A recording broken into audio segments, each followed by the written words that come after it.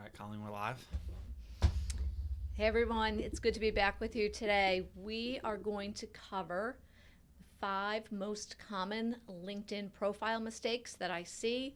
We've been building profiles for 9 years on LinkedIn, and still we see a lot of these common mistakes. And we want you to better understand how to build a LinkedIn profile that helps you stand out. Whether you're looking for a job, whether you are in business development, you're recruiting, hoping to be recruited, whatever it may be, we want you to stand out on LinkedIn. Matt's with me today, as always. Hey, Matt. Hi, Colleen.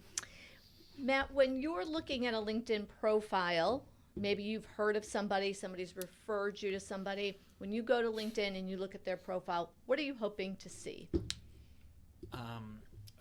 For me, if it depends who I'm looking for, right? Like if I'm looking to do business with somebody, if I'm just looking to connect with them because I just met them in person, it changes a little bit. But the 2 most important things for me, I think, is your profile, does it come off as authentic? Like I don't want to like notice anything out of the ordinary in a bad way. So like if I just read it like a normal profile and I get valuable information from it, I think that's kind of all I'm looking for. And if so either one of 2 things I think happen a lot is, one, somebody spends like a half hour or 25 minutes creating their account, don't realize like the how much work and writing can go into creating a full profile, and they think they're just going to do it in an afternoon, and it comes off, that makes you come off as kind of lazy, or you might not value the importance of LinkedIn, so that would be a red flag. And then the other would be, your About Us page, or your About section, your summary, is actually like copied off of your company's website or something. That's like something I see a lot, where it's not you writing and telling people about yourself, it's you promoting the company that you work for. So We call that a billboard, okay. right? Right. When you think about, and a lot of times CEOs or business owners will have just all about their company and nothing about them. Meanwhile, they founded the company. It's their creation, and that story, that backstory, is really what people are interested in. And so I think Matt makes some really great points here. I think you want to build your profile so that when somebody meets you or they talk to you on the phone, it feels like the real live you is an extension of your profile, or vice versa, right? You meet somebody in person, you go to their LinkedIn profile, and the way they've crafted the story, it's like, yeah, that resonates. Sort of sounds like the person that I just met. And I think that's what is probably missing from most people's profiles, is this idea that it is an extension. Your online digital footprint is an extension of who you are in person. And it should feel authentic. Your profile should not, when somebody reads your profile, they should not confuse you with any other person. Right? So blending in philosophy, if you've watched Simon Sinek's TED Talk about the why, you'll know where I'm going with this. If you haven't, Simon Sinek's TED Talk is probably one of the most widely viewed TED Talk of all time. And he talks about how people are much more interested in why you do something, why you're in your industry, why you're passionate about the work you do, why you created your company, than the what that you do. So let's jump in and let's look at some common mistakes. And I'm going to head over and spend a little bit of time showing you some profiles that I think are good and really have overcome these mistakes. So number 1, people just have the default background image that LinkedIn supplies, and they don't personalize that, or they don't have an updated photo. I'm really big on updated photos because you actually look younger when your photo is more up to date, even though you're a little bit older. Think about that. People can definitely tell a dated image very, very quickly because of the clothes, glasses, haircut. We want you to look contemporary. And so here's my friend Kevin. Kevin, his product, they do mobile workstations, and they put those workstations in warehouses. And so companies like Amazon and many other e-commerce companies use their product. So he's put an image in there that really kind of talks about what they do. And for a client, this image would absolutely resonate. In fact, his photo, only him in the photo, which is always what we recommend, is him also in a warehouse. So there's significance to what's showing up in the background. And this image can also maybe have a logo, maybe it's branded. I'm going to show you a couple of other people. We have another client, Emmanuel LaRoche. He works for a flavor company. Their graphics team built probably 12 different images that people could choose from. And when doing so, they could choose the one that they wanted based on their business unit. So I can go to another person on their team, and for example, I'm going to come over to Chris Santilli, actually. And you can see he has a different background image, but still relating to food. I'll show you one other. So think about building and creating these background images. Love Dylan's. Change these up. It's a bit similar to a website. Keep your images fresh. Update these every couple of months. It will actually be much more interesting for the person who is looking at your profile. Just going to remove something really quickly here. Just go back. Just want to get that out of the way. And notice, so I'm going to stay on Dylan's for a second. So image is good. Once again, only person in the photo. That's really important. Don't take that photo from the wedding that you went to last week and simply crop people out because it looks like it's cropped. Notice this, one of the second mistakes that I see people make on their LinkedIn profile is under their name.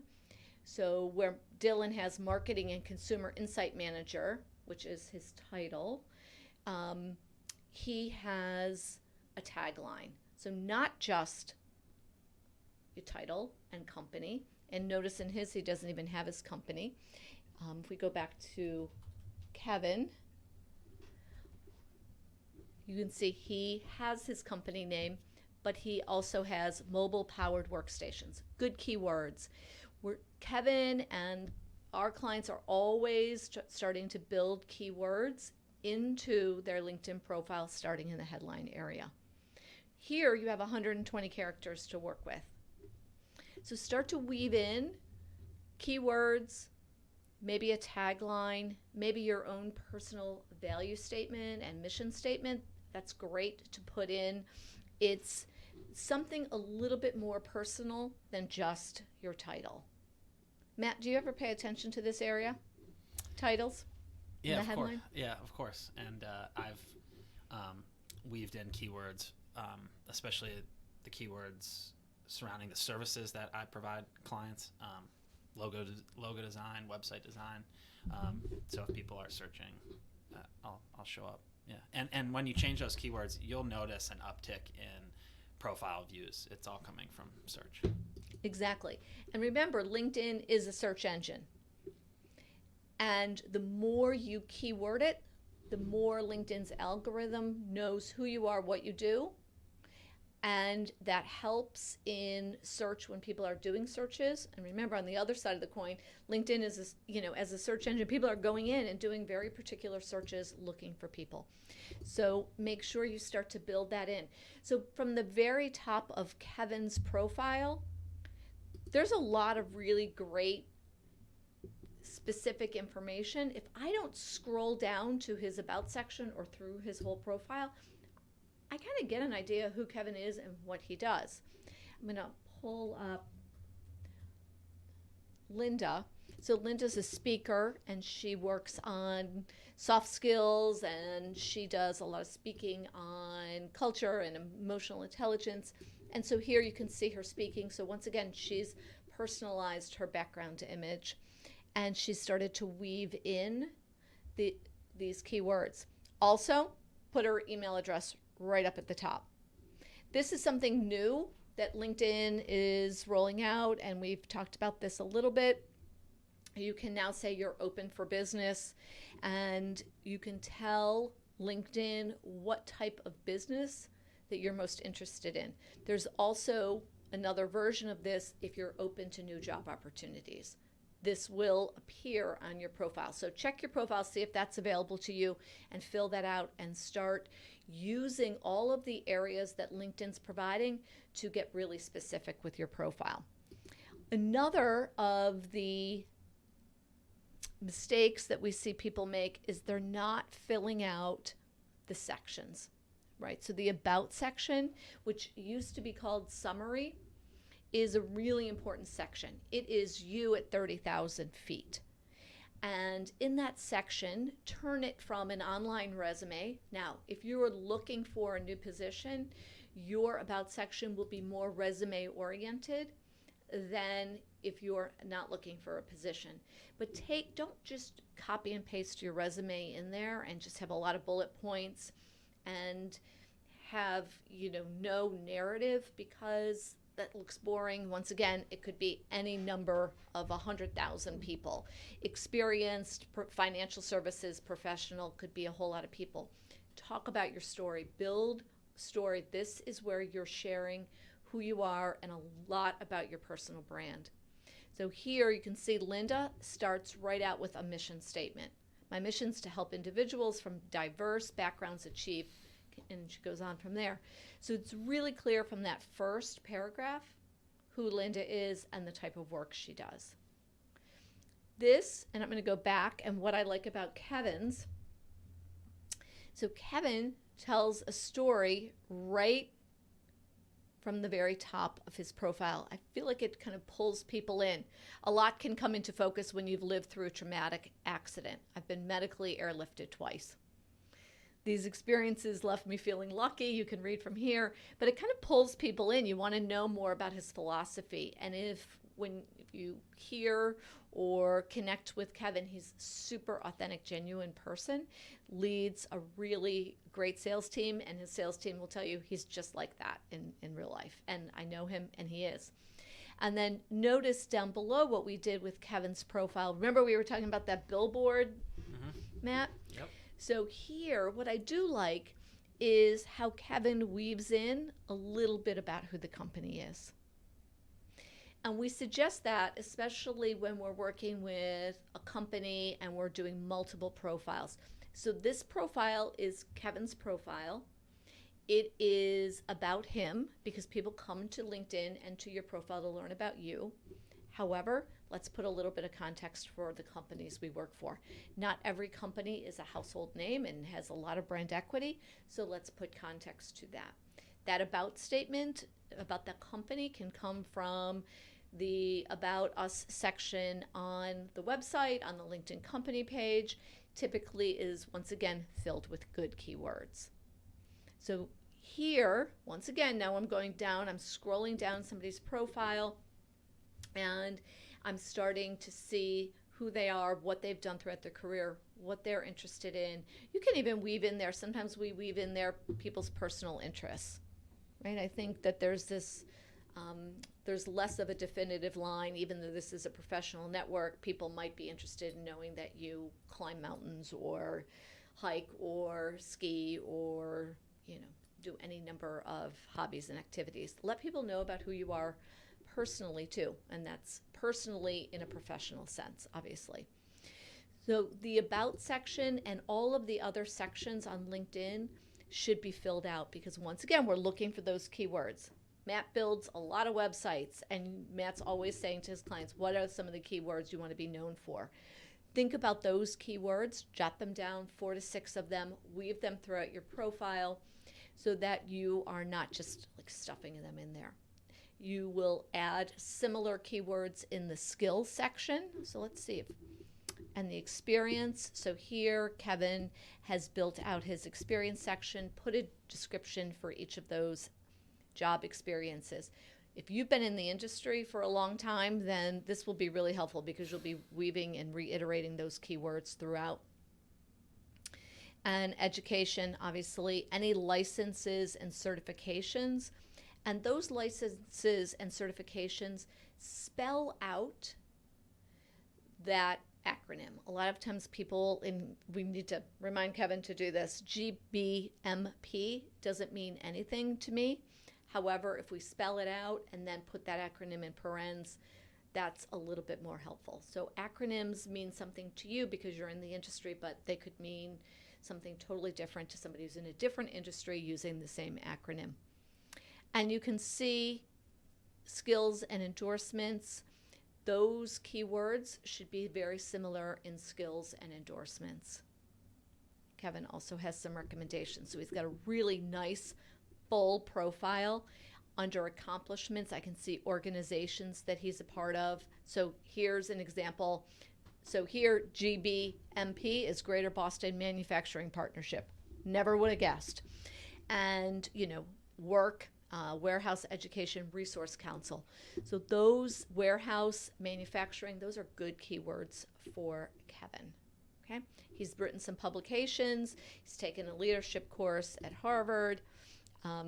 Multiple languages can be put in here. So I can really learn a lot about Kevin just from his profile. Keep your paragraphs super short because LinkedIn, more than 70% of people on LinkedIn look at people's profiles from their mobile device. So we want to make sure people can scan it really quickly. A regular sized paragraph can look very dense on a small phone. Matt, do you tend to look more at profiles on your phone or on your laptop? I guess I'm contrary to the norm. I look a lot more on my laptop. I'm using LinkedIn strictly for business, and my work takes place on a computer, so I'm kind of going back and forth sometimes. So I'm typically on my laptop. I also feel like I can do more on the desktop version or do things faster. But yeah, so.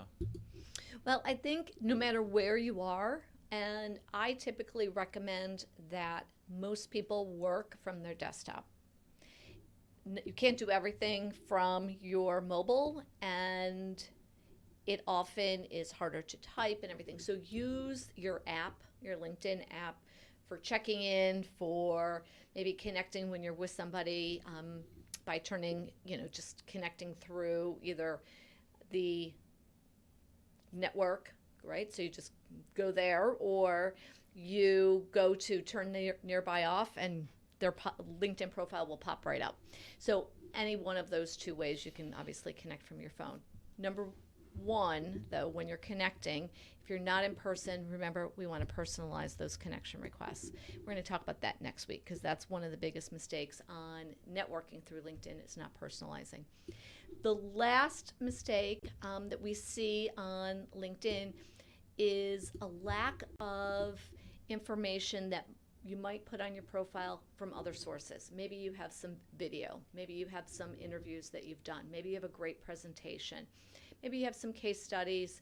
You can add all of these pieces of rich content right to your LinkedIn profile in your summary or your experience area. So notice I'm back on Linda's profile, and here she has links to several interviews that she's done. So sometimes you can really learn a whole lot about somebody by watching them in action. Here's my friend Claudia Williams. So you can see from her background photo, she did a TEDx talk. And the last time I looked, yep, still there. Here is that talk. So I can click on this and I can go in, and it is going to take me right to her talk. I spent 18 minutes listening to her talk. When I met her the next day, she was as authentic in person as she was giving that talk. So I learned a lot about her. So sometimes you have these other digital assets, just put them on your LinkedIn profile and let people get to know you. They don't want to take the time to look at it, that's fine. You're really building your profile as a microsite, as your personal website. So showcase your expertise and your background in a really meaningful way for the people who are coming to your profile. Don't assume that they don't want to know that information or they don't need to. Different people will need different things from your profile. Make sure that you spend some time, get this profile right. Maybe you take a few minutes and you just work on adding a background image. Maybe you then spend a few minutes and you work on your about section and you go through. It typically could take a good 7 to 8 hours to build your LinkedIn profile and then go back in quarterly and keep it up to date. So that's what I wanted to cover on 5 profile mistakes. And I thought it was more fun to be looking at people's profiles than looking at a slide deck. So that's why I didn't go back to the slide deck. We are going to continue our conversation on our live stream over on Inside, where we're going to be talking about content. One of the number one things that people really want to know and understand better is how to share content, what kind of content, how much content, what's appropriate, should I hashtag things, should I not? So we're going to jump over into Inside, and we hope you join us over there. And if you don't know what Inside is, it's our membership site that we've designed for you so that you can learn and really elevate your presence on LinkedIn much more effectively. Matt, any other thoughts on profiles? All good. All good. That's great. All right. We'll see you next time when we're going to talk about 5 LinkedIn networking mistakes. Thanks. See you then.